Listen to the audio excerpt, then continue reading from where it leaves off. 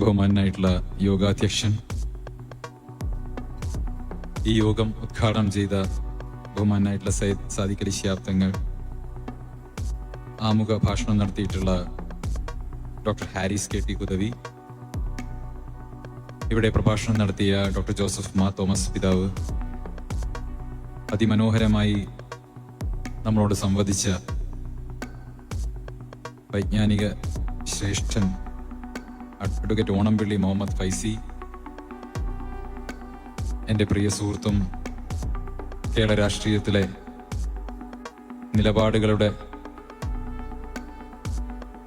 നിലപാടുകളുടെ ഉറപ്പുകൊണ്ട് ശ്രദ്ധേയനുമായിട്ടുള്ള Shri K M Shaji, DCCയുടെ മലപ്പുറം ജില്ലാ അധ്യക്ഷനും പ്രിയ സുഹൃത്തുമായ ശ്രീ വി എസ് ജോയ്, മലപ്പുറം ജില്ലാ പഞ്ചായത്തിന്റെ vice president Shri Ismail Moothedam, doctor Anwar Shafi Hudawi, Calicut യൂണിവേഴ്സിറ്റിയുടെ സെനറ്റ് മെമ്പർ, വേദിയിലും സദസ്സിലുമായി സന്നിഹിതരായിരിക്കുന്ന പ്രമുഖ വ്യക്തിത്വങ്ങൾ, ഇവിടെ സന്നിഹിതരായിട്ടുള്ള ഈ വിദ്യാഭ്യാസ സ്ഥാപനത്തിലെ അലുമിനി, നല്ലവരായ നാട്ടുകാർ, ഏവർക്കും സാദര നമസ്കാരം. ഇത്തരമൊരു പരിപാടിയിലേക്ക് ക്ഷണിക്കപ്പെട്ടതുപോലും വളരെ വലിയൊരു പ്രിവിലേജായി കാണുന്ന വ്യക്തിയാണ് ഞാൻ. പ്രത്യേകിച്ച് അതിപ്രഗത്ഭരായ വ്യക്തികളോടൊപ്പം ഈ വേദിയിൽ ഇരിക്കാൻ അവസരം കിട്ടി എന്നുള്ളത് തന്നെ ഏറ്റവും സന്തോഷിപ്പിക്കുന്ന കാര്യമാണ്. ഞാൻ നേരത്തെ പ്രതിനിധാനം ചെയ്തിരുന്ന രാഷ്ട്രീയ പാർട്ടിയിൽ നിന്ന് ഇറങ്ങിപ്പോരാൻ ആധാരമായിട്ട് ഞാൻ പല കാര്യങ്ങളും ഉന്നയിച്ചെങ്കിലും ആ പാർട്ടിയിലെ എൻ്റെ പഴയകാല സഹപ്രവർത്തകരൊക്കെ ആക്ഷേപിച്ചത് ഒരു കസേര കിട്ടാത്തതിന് ഇറങ്ങിപ്പോയി എന്നാണ്. എനിക്ക് തോന്നുന്നത് വർഷങ്ങൾക്ക് മുൻപെന്ന് പറയുമ്പോൾ ഒരു നൂറ്റാണ്ടിനോ അതിലും കുറച്ച് മുൻപായിരുന്നെങ്കിൽ 1893 ഒരു ജൂൺ മാസം 7-ാം തീയതി കസേര കിട്ടാത്തതിന്റെ പേരിൽ ഒരു വ്യക്തി പ്രതിഷേധിച്ചുകൊണ്ട്, അല്ലെങ്കിൽ അദ്ദേഹത്തെ കൈകാര്യം ചെയ്തതിന്റെ പേരിൽ രാഷ്ട്രീയ രംഗത്തേക്ക് ഇറങ്ങിയിട്ടുണ്ട്. അദ്ദേഹത്തെയും എന്നെയും താരതമ്യം ചെയ്യാൻ പറ്റില്ല. അദ്ദേഹം ഹിമാലയ പർവ്വതമാണെങ്കിൽ ഞാനൊരു പുൽക്കൊടി മാത്രമാണ്. കസേര നിഷേധിച്ചതിന്റെ പേരിൽ ട്രെയിനിൽ യാത്ര ചെയ്യുമ്പോൾ ബ്രിട്ടീഷുകാർക്കൊപ്പം ഇരിക്കാൻ അനുവദിക്കാതെ വർണ്ണവറിയുടെ ഭാഗമായി കസേര നിഷേധിച്ചതിന്റെ പേരിൽ ദക്ഷിണാഫ്രിക്കയിലെ റെയിൽവേ സ്റ്റേഷനിൽ വെച്ച് പുറത്താക്കപ്പെട്ട ഒരു മനുഷ്യന്റെ പേരാണ് മഹാത്മാഗാന്ധി, MK ഗാന്ധി. ആ കസേര നിഷേധിക്കപ്പെട്ട സംഭവമാണ് ഗാന്ധിയെ മഹാത്മാഗാന്ധിയാക്കുന്നത്, അദ്ദേഹത്തെ ട്രിഗർ ചെയ്യുന്നത്. അദ്ദേഹത്തിനുള്ളിലെ രാഷ്ട്രീയ പ്രവർത്തകനെ, സാമൂഹിക പ്രവർത്തകനെ, മാനവികവാദിയെ ഒക്കെ ഉണർത്തിവിടുന്ന ഒരു സംഭവം എന്ന് പറയുന്നത് ആ കസേര നിഷേധിക്കപ്പെട്ട സംഭവമാണ്. ആ കസേരയ്ക്ക് പകരം അദ്ദേഹത്തിന് മറ്റൊരു സ്ഥലത്ത് പോയി ഇരിക്കാൻ വേണമെങ്കിൽ ഒരു ബുദ്ധിമുട്ടുണ്ടാവുമായിരുന്നില്ല.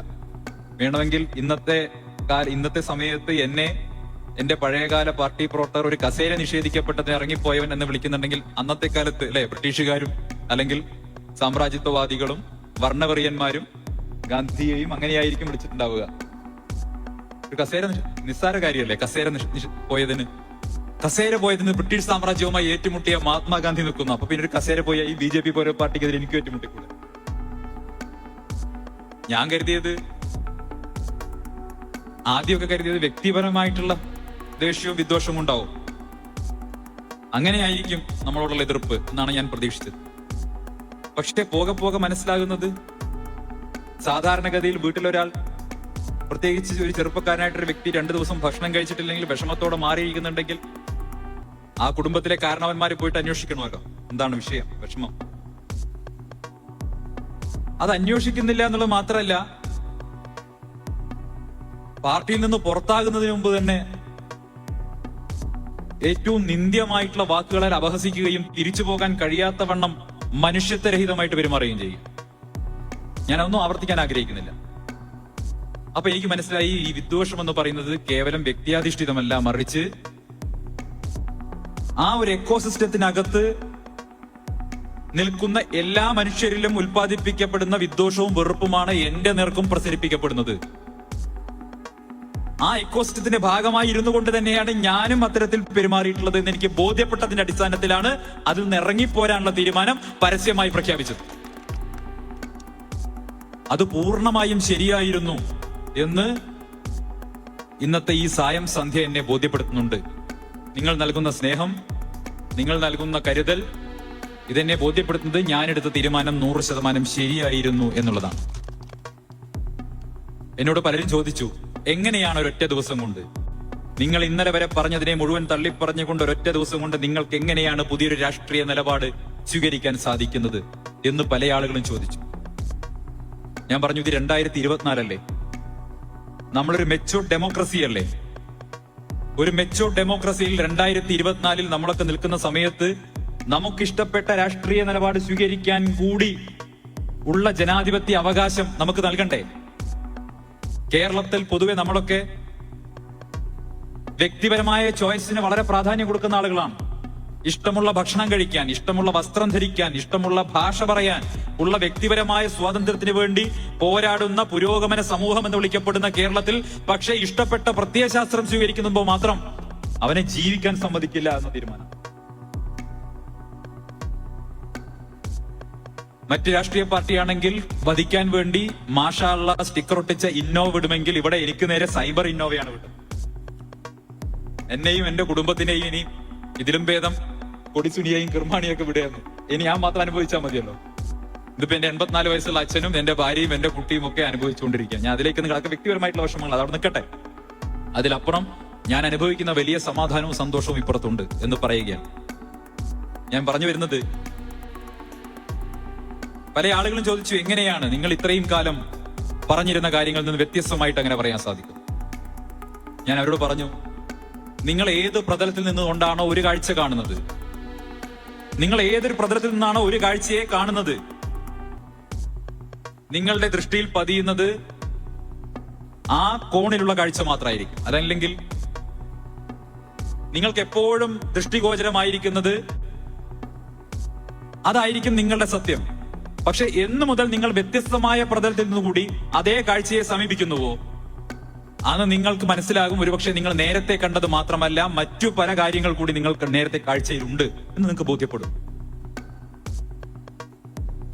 നിങ്ങൾ ചരിത്രത്തെ വായിച്ചിരിക്കുന്നത് ഏത് പ്രത്യയശാസ്ത്രത്തിന്റെ ഭാഗമായി നിന്നുകൊണ്ടാണോ, നിങ്ങൾക്ക് അവൈലബിൾ ആയിട്ടുള്ള ഏത് ടെക്സ്റ്റ് മുഖേനയാണോ നിങ്ങൾ ചരിത്രത്തെ സമീപിച്ചത്, അങ്ങനെയായിരിക്കും നിങ്ങളുടെ ചരിത്രബോധം രൂപപ്പെടുന്നത്. ഞാൻ സംഘപരിവാറിന്റെ ഭാഗമായി നിൽക്കുന്ന സമയത്ത്, BJPയുടെ ഭാഗമായി നിൽക്കുന്ന സമയത്ത് എനിക്ക് അവൈലബിൾ ആയിട്ടുള്ള, അതല്ലെങ്കിൽ എന്റെ മസ്തിഷ്കത്തിൽ രേഖപ്പെടുത്തപ്പെട്ടിട്ടുള്ള എനിക്ക് താല്പര്യമുള്ള ഗ്രന്ഥങ്ങളും എനിക്ക് താല്പര്യമുള്ള ചരിത്രവും മാത്രം വായിക്കുമ്പോൾ ഞാൻ ശത്രുപക്ഷത്ത് പ്രതിഷ്ഠിക്കാൻ ആഗ്രഹിക്കുന്നവർക്കെതിരെ വെറുപ്പ് ഉൽപ്പാദിപ്പിക്കുന്ന ടെക്സ്റ്റുകൾ മാത്രമായിരിക്കും എന്റെ മുൻപിൽ വരിക. സ്വാഭാവികമാണ്. ഒരു കമ്മ്യൂണിസ്റ്റുകാരന്റെ മുൻപിൽ അവൻ എപ്പോഴും വായിക്കാൻ ആഗ്രഹിക്കുന്നത്, അതല്ലെങ്കിൽ അവന്റെ തലച്ചോറിൽ എപ്പോഴും അവൻ വായിക്കാൻ ഇഷ്ടപ്പെടുന്നത്, അവൻ ഇഷ്ടപ്പെടുന്ന പ്രത്യയശാസ്ത്രത്തെ, അവൻ നിലനിൽക്കുന്ന പ്രത്യയശാസ്ത്രത്തെ പുകഴ്ത്തുന്നതും ഇതര ആശയങ്ങളെ ഇകഴ്ത്തി കാണിക്കുന്നതുമായിട്ടുള്ള ടെക്സ്റ്റുകൾ വായിക്കാനായിരിക്കും ആഗ്രഹിക്കുക. അവിടെയാണ് വിശാലമായ വായനയുടെ ആവശ്യമുള്ളത്. നമ്മൾ ഏകപക്ഷീയമായിട്ടുള്ള കാഴ്ചകൾ കാണാതെ, ഏകപക്ഷീയമായിട്ടുള്ള വായനകൾ വായിക്കാതെ, എല്ലാ തലത്തിൽ നിന്നും വായിക്കാനും കാണാനും വേണ്ടി നമ്മൾ എന്നു മുതൽ ശ്രമിച്ചു തുടങ്ങുന്നുവോ അന്നു മുതൽ നമ്മളൊരു മനുഷ്യനായിട്ട് മാറും. എന്നോട് ചോദിച്ചു, നിങ്ങൾ എടുത്തിട്ടുള്ള പല നിലപാടുകളുണ്ടല്ലോ, പല നിലപാടുകളുണ്ടോ? 1921 ഉൾപ്പെടെയുള്ള വിഷയങ്ങളിൽ നിങ്ങൾ എടുത്തിട്ടുള്ള നിലപാടുകളുണ്ടല്ലോ, നിങ്ങൾക്കത് തിരുത്തി പറയാൻ സാധിക്കുമെന്ന് ചോദിച്ചു. ഞാൻ പറഞ്ഞു, എന്തുകൊണ്ട് തിരുത്തിക്കൂടാ? തിരുത്തേണ്ടതുണ്ടെങ്കിൽ തിരുത്തും. ചരിത്രത്തിൽ ശരികളും തെറ്റുകളും ഉണ്ടായിട്ടുണ്ട്. ചരിത്രത്തിൽ പല ശരികളും തെറ്റുകളും ഒക്കെ ഉണ്ടായിട്ടുണ്ട്. ആ ചരിത്രത്തിലെ ശരികളുടെയും തെറ്റുകളുടെയും അടിസ്ഥാനത്തിലല്ല ഇന്നത്തെ കാലത്ത് നിങ്ങളുടെ രാഷ്ട്രീയ ബോധം ഉണ്ടാക്കേണ്ടത്.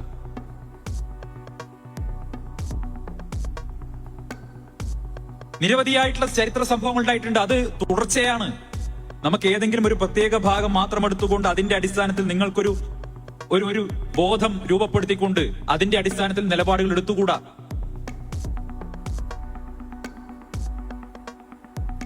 അതുകൊണ്ട് തന്നെ ഞാൻ എന്റെ പഴയകാല സഹപ്രവർത്തകരോട് ആവശ്യപ്പെടുന്നത്, നിങ്ങൾ നിൽക്കുന്ന പ്രതലത്തിൽ നിന്ന് മാത്രം കാഴ്ചകൾ കാണാതെ, നിങ്ങളുടെ മുന്നിൽ അവൈലബിൾ ആയിട്ടുള്ള ടെക്സ്റ്റുകൾ മാത്രം വായിക്കാതെ, കൂടുതൽ വിശാലമായ രീതിയിലേക്ക് കാഴ്ചകൾ കാണാനും വായിക്കാനും നിങ്ങൾക്കും കഴിയുമാറാകട്ടെ എന്ന് ഞാനിപ്പോ പ്രാർത്ഥിക്കുകയാണ്.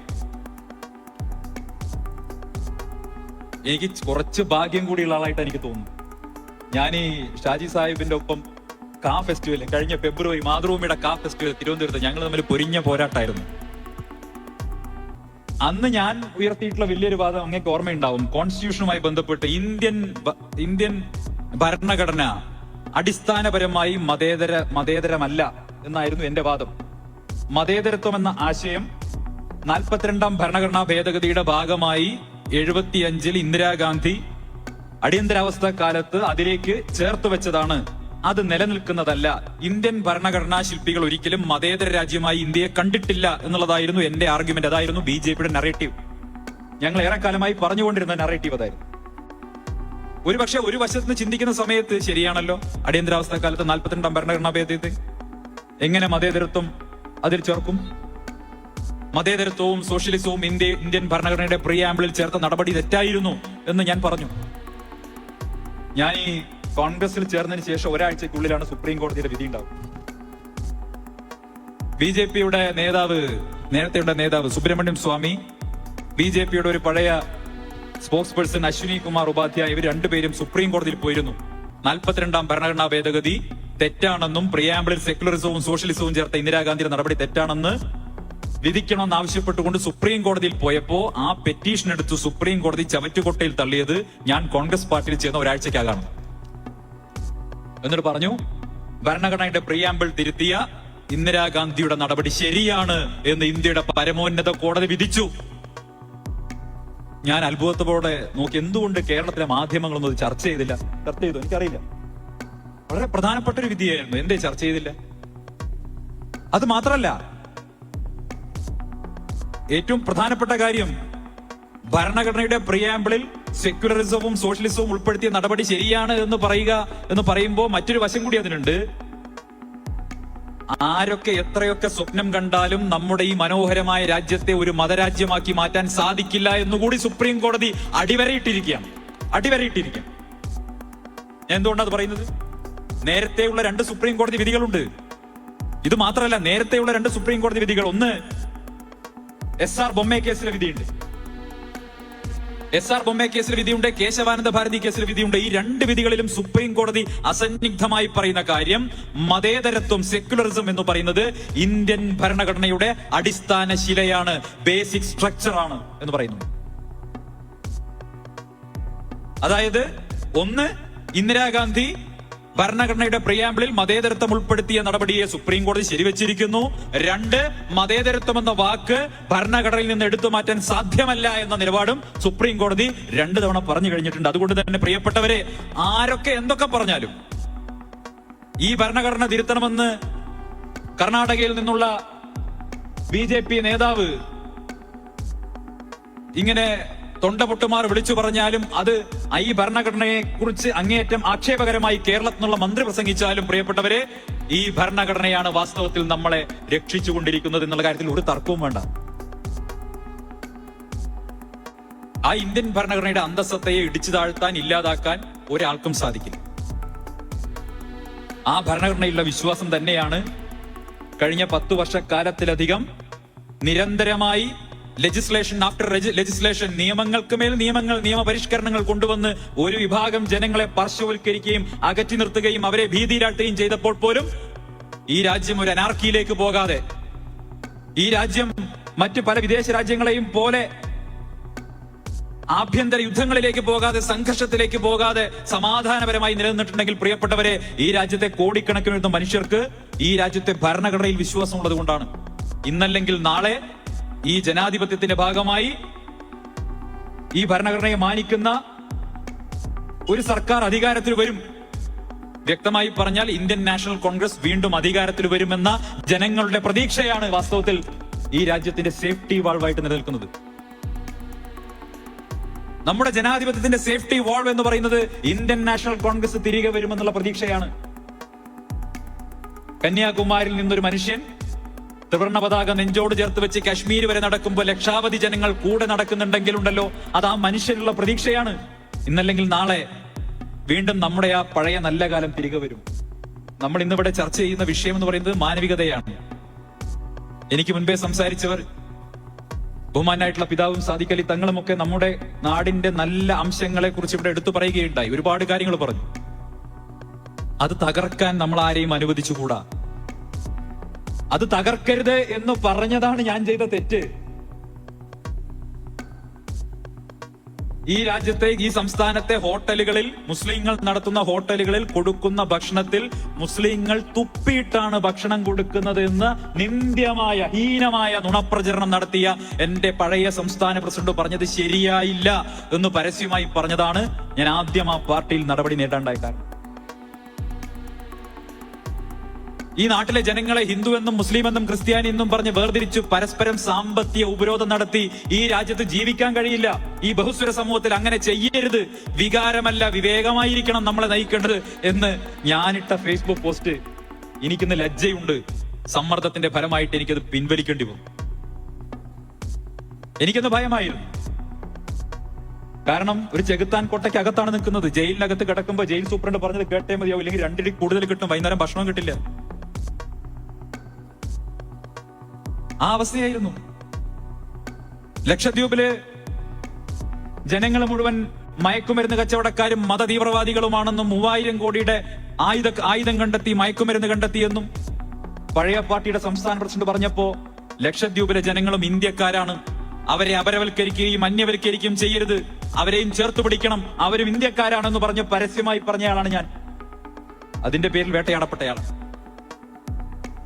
മലയാളത്തിന്റെ മഹാനടൻ മമ്മൂട്ടിക്കെതിരെ അതിഹീനമായിട്ടുള്ള വർഗീയ പ്രചരണം നടന്നപ്പോ അതിൽ നിന്നും മാറി നിന്നത് ഞാൻ ചെയ്ത തെറ്റാണ്.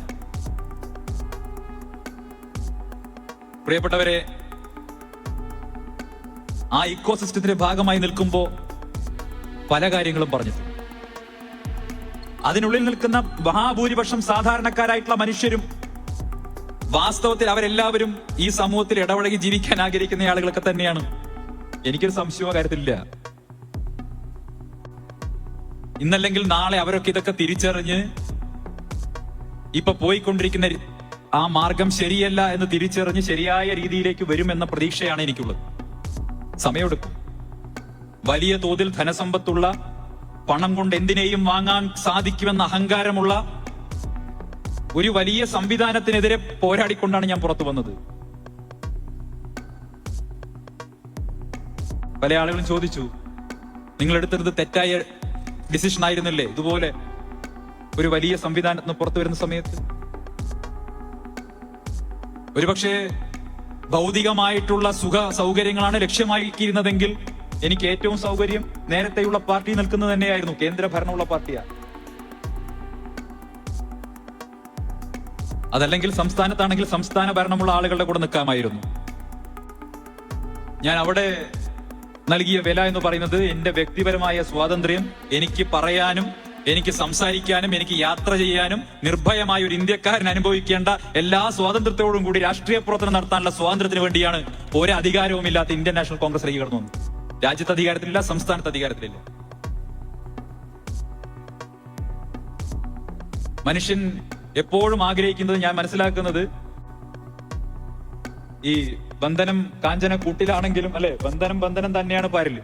നിങ്ങൾ സ്വർണത്തിന്റെ കൂട്ടിൽ ഇങ്ങനെ ഇട്ടിട്ട് കാര്യമൊന്നുമില്ല. അതുകൊണ്ടാണ് ഞാൻ ചോദിച്ചപ്പോ ഞാൻ പറയുണ്ടായി, നേരത്തെ പല സ്ഥലങ്ങളിൽ പറഞ്ഞിട്ടുണ്ട്, നിങ്ങൾ റോങ് ചോയ്സ് ആയി പോയി, നിങ്ങൾക്ക് CPM പോയി കഴിഞ്ഞാൽ ഒരുപാട് ഗുണങ്ങൾ കിട്ടായിരുന്നു, സൗകര്യങ്ങൾ കിട്ടായിരുന്നു എന്നൊക്കെ പറയും. അപ്പൊ ഞാൻ പറഞ്ഞു, എനിക്ക് 20 വർഷം ജീവപര്യന്തം അനുഭവിച്ച് എനിക്ക് വിയ്യൂര് ജയിലിൽ നിന്ന് കണ്ണൂർ ജയിലിലേക്ക് ട്രാൻസ്ഫർ അല്ല വേണ്ടത്, എനിക്ക് പുറത്തിറങ്ങി പോവാണ് വേണ്ടത്, സ്വാതന്ത്ര്യമാണ് വേണ്ടത്.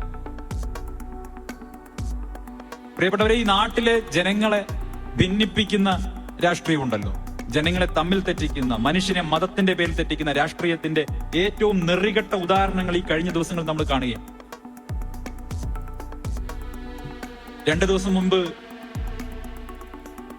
കേരളം ഭരിക്കുന്ന പാർട്ടിയുടെ കോഴിക്കോട്ടെ ജില്ലയുടെ അമരക്കാരൻ പറയുകയാണ്, ഈ അടുത്ത ദിവസങ്ങളിലായി, അടുത്ത കാലങ്ങളിലായി മലപ്പുറം, പാലക്കാട്, കോഴിക്കോട് ജില്ലകളിലൊക്കെ പ്രചാരം നേടിയിട്ടുള്ള ഒരു വ്യായാമ ശൃംഖല MEC 7 അല്ലെ, അത് തീവ്രവാദ പ്രവർത്തനമാണ് എന്ന് പറയുന്നു. കോഴിക്കോട് ജില്ലാ സെക്രട്ടറി മോഹനം പറയുന്നു അത് തീവ്രവാദ പ്രവർത്തനമാണ്. CPM-ന്റെ കോഴിക്കോട് ജില്ലാ സെക്രട്ടറി 15 മിനിറ്റ് കഴിഞ്ഞപ്പോ മാരാർജി ഭവനിൽ നിന്ന് ഇറങ്ങിയിട്ട് സുരേന്ദ്രൻ പറയുന്നു അത് തീവ്രവാദ പ്രവർത്തനമാണ്. നിങ്ങൾ ആലോചിച്ച് നോക്കൂ, എന്താ ഈ ഇവര് തീവ്രവാദ പ്രവർത്തനം എന്ന് പറയാൻ കാരണം? അവർ കണ്ടെത്തിയിട്ടുള്ള ന്യായം, രാവിലെ ഈ മലപ്പുറം ജില്ലയിലും കോഴിക്കോട് ജില്ലയിലും ഒക്കെ വ്യായാമം ചെയ്യുന്ന ആളുകൾ, ആ മെക്സവന്റെ ഭാഗമായിട്ട് വ്യായാമം ചെയ്യുന്ന ആളുകളിൽ മുസ്ലിങ്ങളുടെ എണ്ണം കൂടുതലാണ്. ഈ മലപ്പുറം ജില്ലയിലും കോഴിക്കോട് ജില്ലയിലും ഹോട്ടലിൽ കയറി കഴിഞ്ഞാൽ സ്വാഭാവികമായിട്ടും അവിടെ കൂടുതൽ മുസ്ലിം വിഭാഗത്തിൽപ്പെട്ട ആളുകളാവും. കാരണം ഇവിടുത്തെ ഡെമോഗ്രഫി, ഇവിടുത്തെ ജനസംഖ്യാനുപാതം എന്ന് പറയുന്നത് മുസ്ലിം വിഭാഗം കൂടുതലാണ്. സ്വാഭാവികമായിട്ട് ഹോട്ടലിൽ കയറി കഴിഞ്ഞാൽ കൂടുതൽ മുസ്ലിങ്ങൾ ഉണ്ടാകും. ഒരു ജിംനേഷ്യത്തിൽ പോയി കഴിഞ്ഞാൽ രാവിലെ എക്സസൈസ് ചെയ്യുന്ന ചെറുപ്പക്കാരിൽ മുസ്ലിങ്ങളുടെ എണ്ണം കൂടുതലായിരിക്കും. നമ്മളാരും മതം നോക്കാറില്ല, പക്ഷെ മതം നോക്കുന്ന 2 ആളുകൾക്ക് വേണ്ടിയിട്ടാണ് പറയുന്നത്. റേഷൻ കടയിൽ പോയ ക്യൂ നിൽക്കുന്നവരില്ലേ, അരി മണ്ണെണ്ണ വാങ്ങാൻ നിൽക്കുന്നവരിൽ പേര് നോക്കിക്കഴിഞ്ഞാൽ അതിൽ മുസ്ലിങ്ങൾ കൂടുതലുണ്ടാകും. ഈ 2 ജില്ലയിലും സ്വാഭാവികമല്ലേ?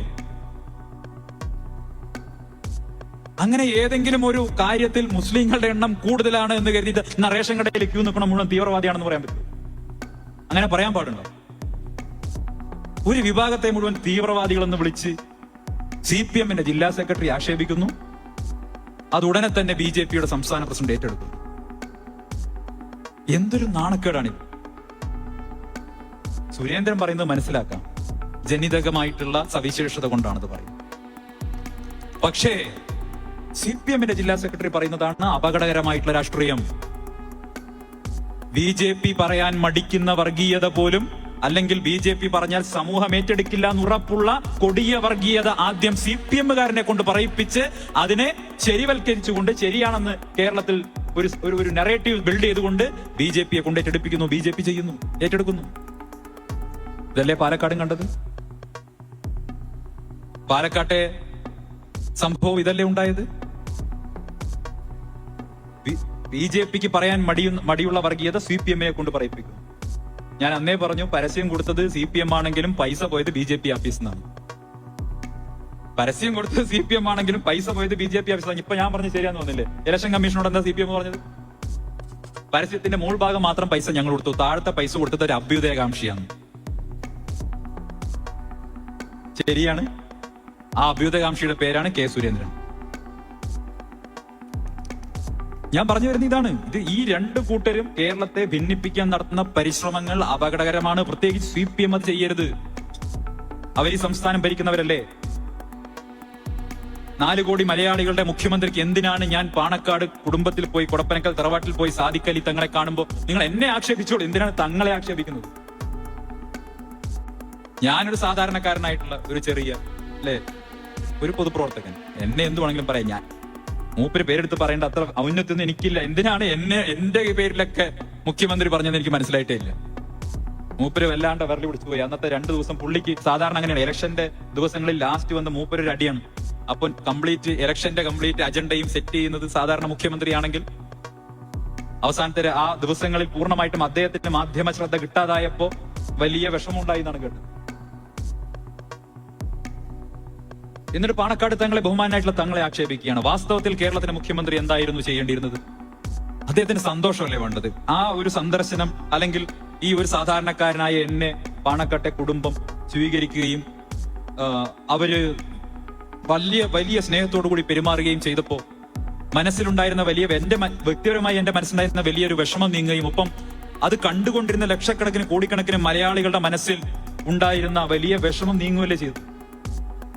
ഒരു സാമൂഹിക സമരസതയുടെ, സാഹോദര്യത്തിന്റെ ഒക്കെ ഒരു വലിയ സന്ദേശം BJP വിട്ടൊരാൾ വന്നു കഴിഞ്ഞാൽ അയാളെ ഈ സമൂഹം തിരസ്കരിക്കുകയല്ല, ചേർത്ത് നിർത്തുകയാണ് വേണ്ടത്, ഈ സമൂഹത്തിന്റെ ഭാഗമായി ചേർത്ത് നിർത്തുകയാണ് വേണ്ടത് എന്ന് പാണക്കാട്ടെ തങ്ങൾ പറയുമ്പോ കേരളത്തിന്റെ മുഖ്യമന്ത്രി എന്താ ചെയ്യേണ്ടിരുന്നത്? തങ്ങളെ അപമാനിക്കാൻ പാടുണ്ടോ? ആക്ഷേപിക്കാൻ പാടുണ്ടോ? അതിനോടാണ് എനിക്ക് എതിർപ്പുള്ളത്. പ്രിയപ്പെട്ടവരെ, ഈ നാട് മുന്നോട്ട് പോകുമ്പോ മനുഷ്യരെ ഭിന്നിപ്പിക്കാൻ വേണ്ടിയുള്ള പരിശ്രമങ്ങളിൽ നമ്മൾ പ്രതീക്ഷിക്കാത്ത കോണുകളിൽ നിന്നുള്ള ആളുകൾ പോലും വർഗീയമായിട്ടുള്ള നിലപാടുകൾ പറയുന്നു എന്നുള്ളതാണ് കേരളം നേരിടുന്ന ഏറ്റവും വലിയ പ്രശ്നം, വിഷമം എന്ന് പറയുന്നത്. നമ്മൾ പ്രതീക്ഷിക്കാത്ത കോണുകളിൽ നിന്ന് ഒരുപക്ഷെ മതനിരപേക്ഷതയുടെ മൊത്തക്കച്ചവടക്കാരെന്ന് സ്വയം അവകാശപ്പെടുകയും മതേതരത്വത്തിന്റെ സർട്ടിഫിക്കറ്റ് അച്ചടിച്ച് വിതരണം ചെയ്യുകയും ചെയ്യുന്ന അതേ കൂട്ടർ ഇന്ന് മതവർഗീയ ശക്തികളുടെ കയ്യിലെ കളിപ്പാവകളാക്കി മാറ്റിയിരിക്കുന്നു. എന്തുകൊണ്ട്? അവരുടെ കൈകൾ വിലങ്ങണിക്കപ്പെട്ടിരിക്കുകയാണ്. ചാടിക്കളിക്കട കുഞ്ഞിരാമ എന്ന് ഡൽഹിയിൽ നിന്ന് ചാണക്യൻ പറയുമ്പോ അതനുസരിച്ച് ചാടിക്കളിക്കാൻ വിധിക്കപ്പെട്ടവരായി ഇവർ മാറിയിട്ടുണ്ടെങ്കിൽ അതെന്തുകൊണ്ടാണെന്ന് ചിന്തിക്കണം. ഞാൻ അത്രയും കടന്നു പറയുന്നില്ല. ഈ വേദി അതിനുള്ള വേദി അല്ലാത്തതുകൊണ്ടാണ്, ഒരു പരിധിക്കപ്പുറം പറയാൻ സാധിക്കാത്തതുകൊണ്ടാണ്. അഴിമതിയും സ്വജനപക്ഷപാതവും ഒക്കെ നിറഞ്ഞ ഒരു സർക്കാരുമായി മുന്നോട്ട് പോകുന്ന സമയത്ത് അധികാരത്തിന്റെ എല്ലാ അവകാശങ്ങളുമുള്ള കേന്ദ്ര ഏജൻസികളെ കൈവശം വെച്ചിരിക്കുന്ന ഒരു കേന്ദ്ര സർക്കാർ മുകളിലിരുന്ന് ഭയപ്പെടുത്തുമ്പോ കേരളത്തിന്റെ മുഖ്യമന്ത്രി ഭയപ്പെടുന്നുണ്ടെങ്കിൽ അത് അദ്ദേഹത്തിന്റെ മാത്രം കുഴപ്പമാണ്. ഞാൻ ദീർഘിപ്പിക്കുന്നില്ല. ഇവിടെ ഷാജി സാഹിബ് സംസാരിക്കാനുണ്ട്. ഞാൻ എന്റെ പുതിയ രാഷ്ട്രീയ നിലപാടുമായി ബന്ധപ്പെട്ട് ചില കാര്യങ്ങൾ പറയേണ്ടതുള്ളത് കൊണ്ട് പറഞ്ഞു പോയതാണ്. പ്രിയപ്പെട്ടവരെ, ഞങ്ങൾ ഇവിടെ നിന്ന് സംസാരിച്ചത് ഇവിടെ ഓണംപള്ളി ഉസ്താദിന്റെ അദ്ദേഹത്തിന് മുഹമ്മദ് ഫൈസിയുടെ പ്രഭാഷണം കേട്ടപ്പോൾ ഞാനും ഷാജി സാഹിബും പറഞ്ഞിരുന്നത് അദ്ദേഹത്തിന്റെ സംസ്കൃതത്തിലുള്ള പാണ്ഡിത്യത്തെ കുറിച്ച്. ഞാൻ ഇങ്ങോട്ട് വരുന്നതിന് മുമ്പാണ് യാദൃശ്ചികമായി ഇന്ന് രാവിലെ അദ്ദേഹത്തിന്റെ തൃശ്ശൂരിലെ സ്ഥാപനത്തിൽ സംസ്കൃതം പഠിപ്പിക്കുന്ന ഒരു വീഡിയോ കാണണ്ടേ. എനിക്ക് വലിയ സന്തോഷം തോന്നി. അപ്പോ എന്നോട് ഷാജി സാഹിബ് പറഞ്ഞു, നമ്മുടെ യൂസഫ് അലി കേച്ചേരിയുടെ ഗാനങ്ങളിലെ സംസ്കൃതത്തെ കുറിച്ചാണ് ഞങ്ങൾ സംസാരിച്ചത്. നമുക്കറിയാം, മലയാള സിനിമയിൽ ഒരൊറ്റ പാട്ട് മാത്രമാണ് പൂർണ്ണമായും സംസ്കൃതത്തിൽ ഒരു പാട്ടുണ്ടായിട്ടുള്ളത്. അത് എഴുതിയത് യൂസഫ് അലി കേച്ചേരിയാണ്. പെരിന്തൽമണ്ണക്കാരനായിട്ടുള്ള AT അബു സംവിധാനം ചെയ്ത ധ്വനി എന്ന സിനിമയിൽ, പ്രന്നസീർ നായകനായിട്ടുള്ള ധ്വനി എന്ന സിനിമയിൽ ജാനകി ജാനേ രാമ എന്നൊരു പാട്ടുണ്ട്. അതിമനോഹരമായ പാട്ട്, ജാനകി ജാനേ രാമ. ഇത് മനോഹരമായ പാട്ടാ, സംസ്കൃതത്തിലുള്ള പാട്ട്. എഴുതിയ ആളുടെ പേര് യൂസഫ് അലി കേച്ചേരി. അതാണ് കേരളം, അതാണ് മാനവികത.